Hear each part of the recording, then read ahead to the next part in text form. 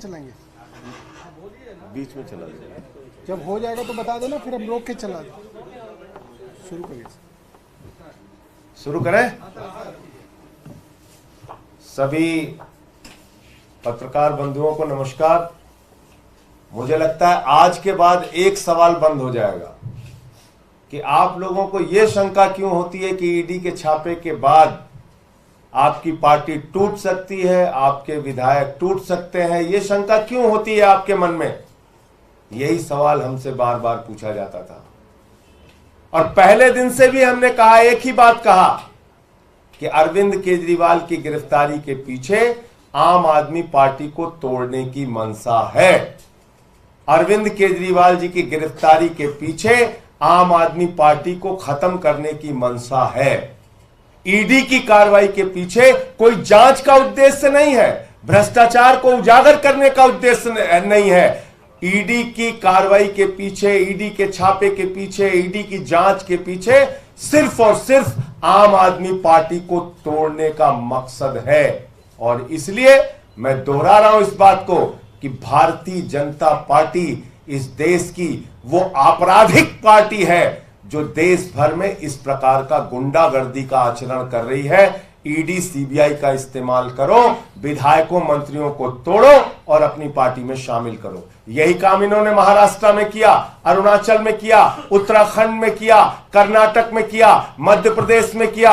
लेकिन याद रखना, आज इस वक्त में आम आदमी पार्टी की भी परीक्षा है, एक एक मंत्री और विधायक की भी परीक्षा है कि हम किस रूप में अपने आप को चाहते हैं कि हमें याद किया जाए, बहादुर के रूप में या कायर के रूप में। यह इतिहास दर्ज करेगा कि आप कैसे ऐसी भ्रष्ट पार्टी, ऐसी बेईमान पार्टी, ऐसी गुंडागर्दी मचाने वाली पार्टी जो देश भर में पार्टियों को तोड़ रही है, उस भारतीय जनता पार्टी का मुकाबला ऐसे दौर में आप कैसे करते हैं, यह भी तय होगा।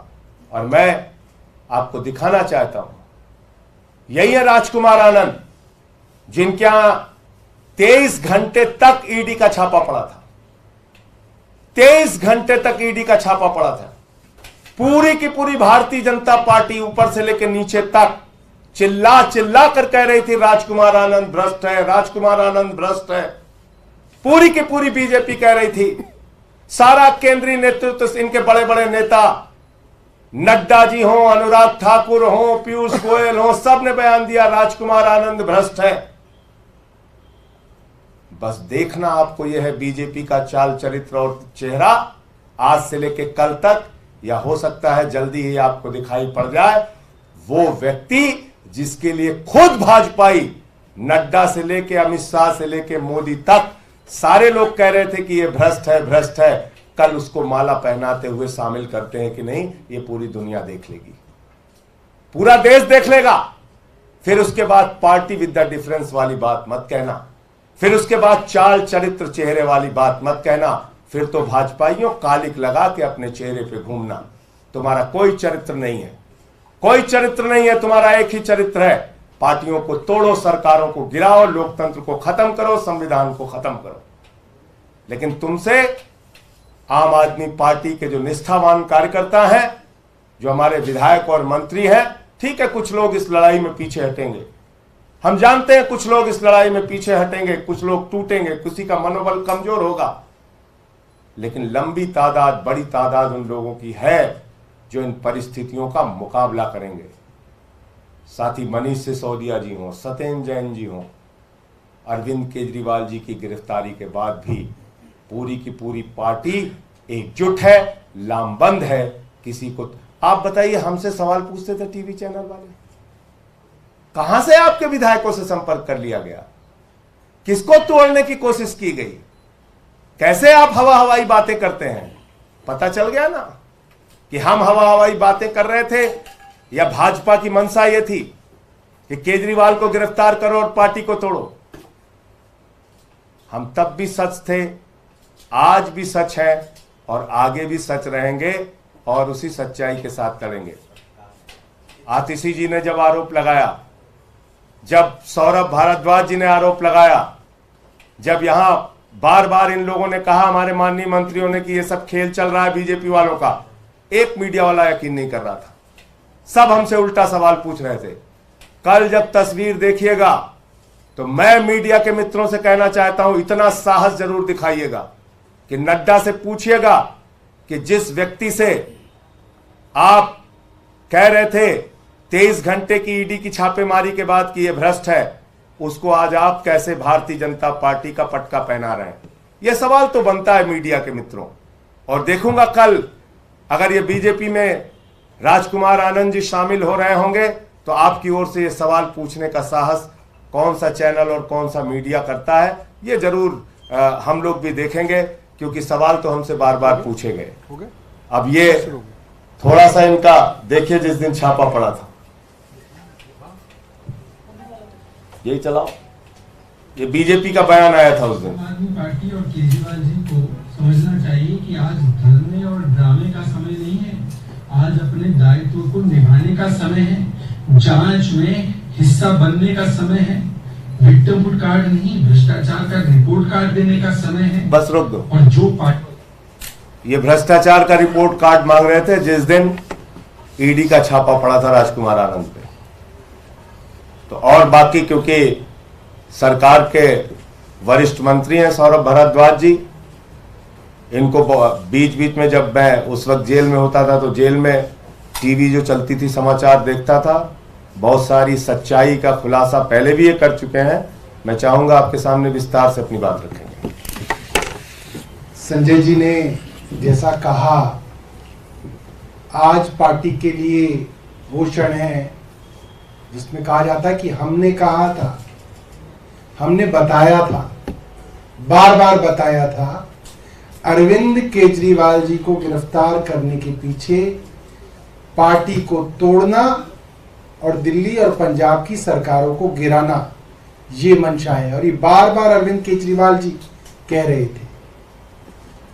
बहुत सारे साथियों को लगेगा कि हमें राजकुमार भाई से आज बहुत नफरत है, हम उनको धोखेबाज कहेंगे, हम उनको बेईमान कहेंगे, हम उनको ऐसा कुछ नहीं कहेंगे। मैं मानता हूं एक परिवार चलाने वाला आदमी, बच्चे हैं, परिवार है, इज्जत है, रिश्तेदार हैं, ऐसे में ईडी पकड़ के ले जाएगी, तिहाड़ में सालों सड़ाया जाएगा, ये सुन के वो डर गए। हर आदमी संजय सिंह नहीं है, मुझे लगता है कि वो डर गए। कई बार पार्टी कुलीग से ये बात कह रहे थे कि जैसे ही थोड़ा एक्टिव होता हूं फोन आ जाता है। इस तरीके से एक दलित समाज से आने वाले एक चुने हुए विधायक, एक दिल्ली के मंत्री को डराया जा रहा है। आप सोचिए आम लोगों की क्या हालत होगी इस देश के अंदर जब ये चुनाव जीत जाएंगे अगर, तो ये क्या करेंगे इस देश का हाल। थोड़ी राजनीतिक बात भी करूंगा। पटेल नगर एक रिजर्व्ड कॉन्स्टिट्यूएंसी है। ये बात राजकुमार आनंद जानते हैं कि रिजर्व्ड कॉन्स्टिट्यूएंसी के अंदर वो भारतीय जनता पार्टी से लड़ेंगे, बुरी तरह से हारेंगे, तीसरे नंबर पे आएंगे। वे विधायक इसलिए जीते क्योंकि आम आदमी पार्टी की तरफ से लड़े हैं, बहुत साल कई पार्टियों में रहे, उनको पता है क्या हश्र होता है भारतीय जनता पार्टी का। इसके बावजूद उनसे रिजाइन कराया गया, पार्टी से रिजाइन किया, पद से रिजाइन किया, क्योंकि पार्टी से रिजाइन कर दिया तो वो विधायक भी नहीं रहे। कौन आदमी ऐसा करेगा? किसी को पार्टी से अगर दिक्कत भी होगी तो ये कहेगा ठीक है मैं अपना टेन्योर पूरा करता हूं, जनता के बीच में अपनी जगह बनाता हूं, टेन्योर पूरा होगा, पार्टी से रिजाइन करेंगे, जो पार्टी पसंद आएगी उससे लड़ेंगे। ये तो सुसाइड है, ये तो आग में कूदना है। कोई आदमी क्यों सुसाइड कर रहा है? उस आदमी की क्या मजबूरियां बना दी गई? आप सोचिए कितना डराया जा रहा है। आज एक चुने हुए विधायक और एक मंत्री को आज इतना डरा दिया गया कि वो आज रेजिग्नेशन करने के लिए छोटे से किसी कमरे में छुप के प्रेस कॉन्फ्रेंस कर रहा है। आपने देखा ही होगा। मुझे लगता है कि शर्म आनी चाहिए आज भारतीय जनता पार्टी को कि आज उसने इस देश के प्रजातंत्र की वो हालत कर दी है जिस देश का संविधान बाबा साहब अंबेडकर ने लिखा कि इस देश में लोग आजादी से जिएंगे, आजादी से सवाल पूछेंगे, सरकार से सवाल पूछेंगे। उस देश की हालत आज ये कर दी है कि चुने हुए मंत्री जो है इस तरह से रिजाइन कर रहे हैं। बहुत शर्म की बात है। और मुझे लगता है भारतीय जनता पार्टी एक बार तो कामयाब हो गई। मैं अपने साथियों से कहना चाहूंगा, डरना नहीं है। आपके सामने संजय सिंह का उदाहरण है, झूठे मामले में फंसाया गया, 6 महीने रहे जेल के अंदर, मगर देखिए बाहर आए और शेर की तरह दहाड़ रहे। संजय सिंह बनना है, मनीष सिसोदिया बनना है, अरविंद केजरीवाल बनना है, सत्येंद्र जैन बनना है, राजकुमार आनंद नहीं बनना। हमें उनसे पूरी सहानुभूति है, मगर पार्टी में राजकुमार आनंद के लिए सहानुभूति सिर्फ इसलिए कि वो डर गए, मगर हमें राजकुमार आनंद नहीं बनना, हमें संजय सिंह और अरविंद केजरीवाल बनना है। बहुत बहुत धन्यवाद। एक इसमें जानकारी और मिली है, चाहे आप लोग कंफर्म कर लीजिएगा, कि उनके आसपास के लोगों ने यह भी बताया कि संभवतः 12 अप्रैल का ईडी का नोटिस भी उनको मिला था। और आज तारीख कितनी है? 10 अप्रैल। 10 अप्रैल।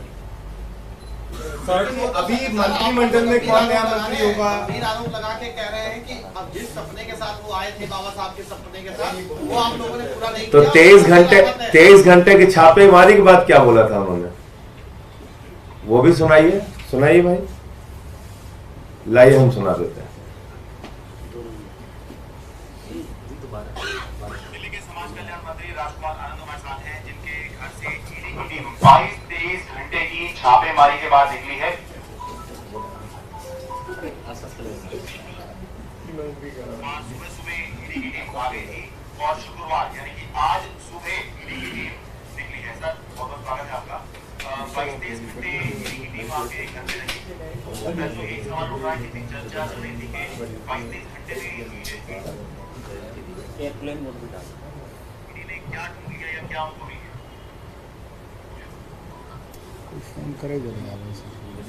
इसका लाइव चला था।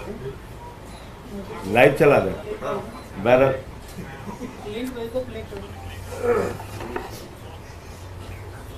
अच्छा, मान नहीं रहा, बहादुर लगातार किए जा रहा है। रुकिए भाई, जरूर सुन के जाइए आप लोग। इतना बढ़िया सवाल आपने पूछा है। बड़े पुराने पत्रकार हैं इसमें। हाँ।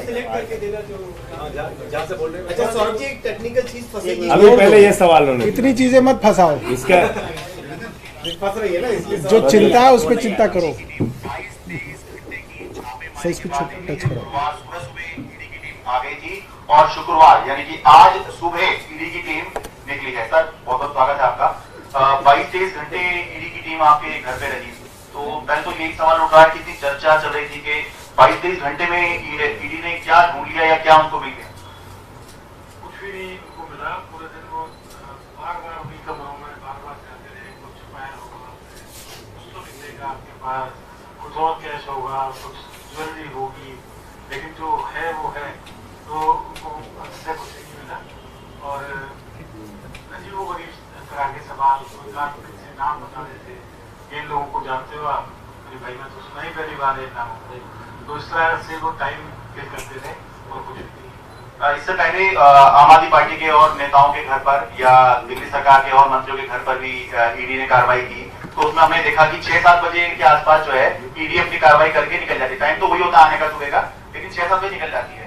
तो उसके बाद जब 6-7 बजे से रात हो गई तो चर्चा चलने लगी कहीं आप गिरफ्तार तो नहीं हो रहे हैं। तो आपको भी लग रहा था कि गिरफ्तारी आज हो सकती है? हमें भी यही लग रहा था कि 6 बजे तक ये निकल जाएगी और जब वो उसको उतना लेट हो गए तो उन्हें भी एक बार लगा। लेकिन आम आदमी पार्टी का आने के बाद अपने नेता अरविंद केजरीवाल जी के साथ करने के बाद ये सब चीजों से पता चला। सुन लिया आपने?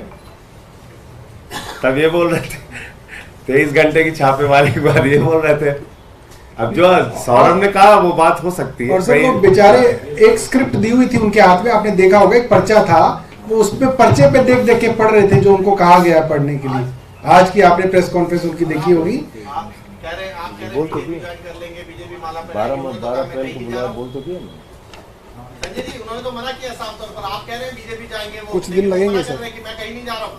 तो वो जिस दिन जाए उस दिन वो सवाल मेरा वाला जरूर पूछ लीजिएगा आप लोग। नड्डा जी जो भी शामिल कराएगा, चाल, चरित्र और चेहरा, इस पे और पार्टी विद द डिफरेंस, इस पे सवाल, न खाऊंगा न खाने दूंगा पे सवाल, ये सवाल जरूर पूछ लीजिएगा कि भाई इनके यहाँ तो 23 घंटे का छापा मारा, और जब छापा मारा तो मोदी जी भी बोले और नड्डा जी भी बोले और अनुराग ठाकुर भी बोले, और यहाँ के प्रदेश अध्यक्ष जी क्या नाम उनका, सचदेवा जी, वीरेंद्र सचदेवा जी भी बोले और तिवारी जी भी बोले, सब बोले।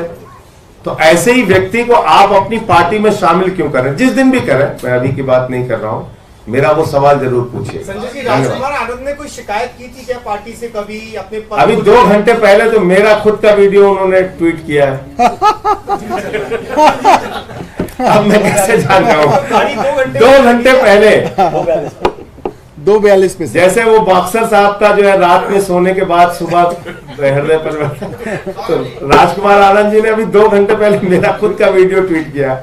इसलिए जो सौरभ ने कहा कि सहानुभूति हो सकती है, परिवार है उनका, हो सकता है दबाव न झेल पाए हो, लेकिन ऐसे ही वक्त में बहादुरों की परीक्षा होती है, और आपके ऊपर जब संकट की घड़ी है तभी आपकी बहादुरी का परिचय होता है। तो अब आपको तय करना है कि किस तरह से देखें। बता रहे थे कि आपने अनरिजर्व सीट पर जो है एक दलित को टिकट दे दिया और खड़ा कर दिया लोकसभा चुनाव में, यहाँ तो आप ही ये कह रहे हैं कि दलितों को आप लोग सम्मान नहीं करते। उन्होंने कहा दलितों को शामिल कर लेते, फिर कॉर्नर मीटिंग होती रहती है, बुलाया नहीं। भारत के अंदर आजादी के बाद पहली सरकार है जिसने बाबा साहब का संविधान अपने स्कूलों में पढ़ाने का निर्णय लिया, और हर जगह सर फोटो, हर जगह फोटो हमारे सरकारी दफ्तरों में बाबा साहब की। और अनरिजर्व पे रिजर्व आदमी, अनरिजर्व पे रिजर्व अकेले यही नहीं, कई स्टेट्स के चुनाव में हमने ये दिया। और दूसरी बात ये है कि एक चीज बताइए, शिक्षा फ्री, स्वास्थ्य फ्री, बिजली फ्री, पानी फ्री, बस की यात्रा फ्री, इसका लाभ सबसे ज्यादा किसको होता है? समाज के वंचित तबके को इसका सबसे ज्यादा लाभ होता है। इसलिए ये बात कहना तो स्क्रिप्टेड हो सकता है, वो मैं मानता हूं, जो बता रहे थे कि कुछ लिख के दिया गया उनको, तो उसके नाते, और वैसे भी हम लोगों से बातचीत में तो बराबर उन्होंने पार्टी की